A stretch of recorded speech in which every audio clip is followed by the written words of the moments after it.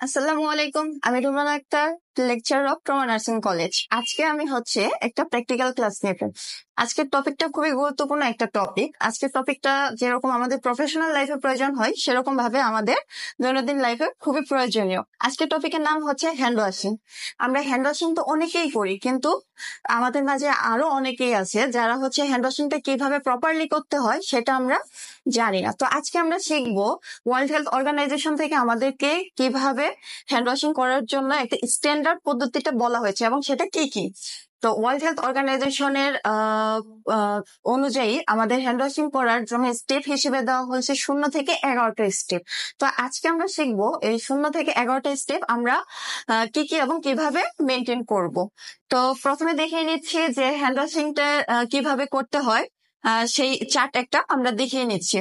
তো এটা আমাদের হ্যান্ড ওয়াশিং এর ওয়ার্ল্ড হেলথ অর্গানাইজেশনের 0 থেকে শুরু করে 11 পর্যন্ত স্টেপ।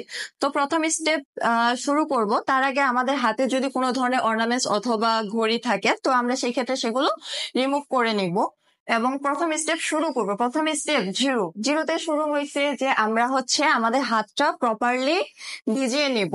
নেওয়ার পর 1 নাম্বার স্টেপ আমরা হয় সাবান অথবা আমাদের যদি লিকুইড থাকে তাহলে আমরা সেই সোপটা নিয়ে নিব হাতের তালুতে। নেওয়ার পর 2 নাম্বার স্টেপটা আমরা 2 হাতের পাম তালুটা আমরা রাব করব, মানে আমরা এটাকে একটু ঘষবো। তারপর 3 নাম্বার আমরা আমাদের রাইট হাতের পাম দিয়ে লেফট হাতের ডোরসাম বা হাতের উল্টো পিঠ যেটা আমরাকে বলি, তো এটাকে আমরা ক্রসিং ভাবে ইন্টারলেক্ট যেটাকে বলা হয় ক্রসিং, অথবা আপনি জানতে পারেন কে, এটাকে আমরা রাব করব প্রপারলি। করার পর সেম ভাবে আবার লেফট হ্যান্ডের পাম দিয়ে রাইট হ্যান্ডের ডোরসামটাকে আমরা রাব করব। এটা 3 নাম্বার স্টেপ। 4 নাম্বার স্টেপ আমরা তো হাতের উল্টো পিঠটা আমরা রাব করলাম, এরপরে আমরা রাব করব হাতের পিঠটাতে হাতের তালুতে গিয়ে আমরা ইন্টারলেক্ট করব। ইন্টারলেক্ট করার পর এটাকে আমরা ফিঙ্গার গুলোকে ইন্টারলেক্ট করার পর এটাকে আমরা প্রপারলি 3 বার করে রাব করব।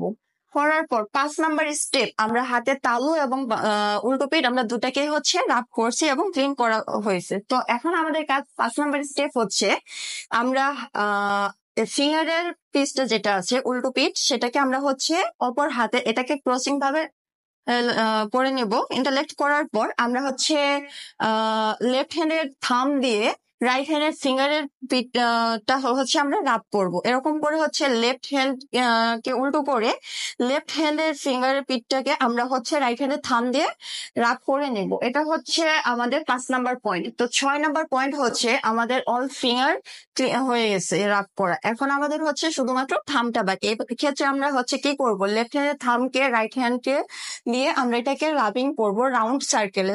সেম করে আবার রাইট হ্যান্ডের থামকে লেফট হ্যান্ডের দিয়ে আমরা এটাকে রাউন্ড সাইকেলে রাব করব।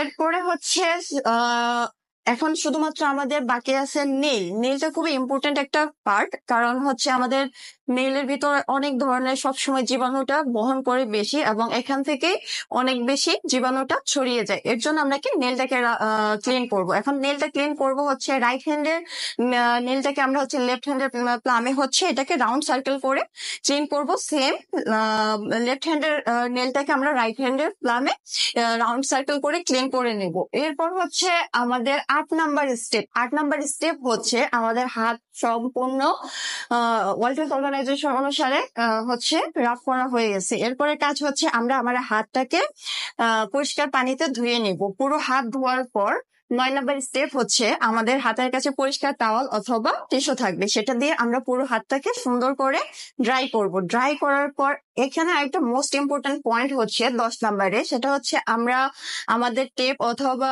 টিউবওয়েল যাই হোক না কেন, সেটাকে আমরা কখনো আমাদের পরিষ্কার ক্লিন হাত দিয়ে আমরা এটাকে অফ করব না। এটা বন্ধ করার জন্য হয় আমরা টিস্যু অথবা টাওয়াল ইউজ করবে। আর যদি কোনো ক্ষেত্রে টিস্যু অথবা টাওয়ালটা আমাদের হাতের কাছে অ্যাভেলেবেল না থাকে, সেই ক্ষেত্রে আমরা আমাদের কোনিটাকে এলবোটাকে আমরা ইউজ করতে পারি। তো 11 নাম্বার পয়েন্ট, লাস্ট পয়েন্ট হিসেবে আমরা জানি আমাদেরকে বলতে হবে আমাদের হ্যান্ড এখন সেফ। থ্যাংক ইউ, সবাইকে অনেক ধন্যবাদ। আসসালামু আলাইকুম।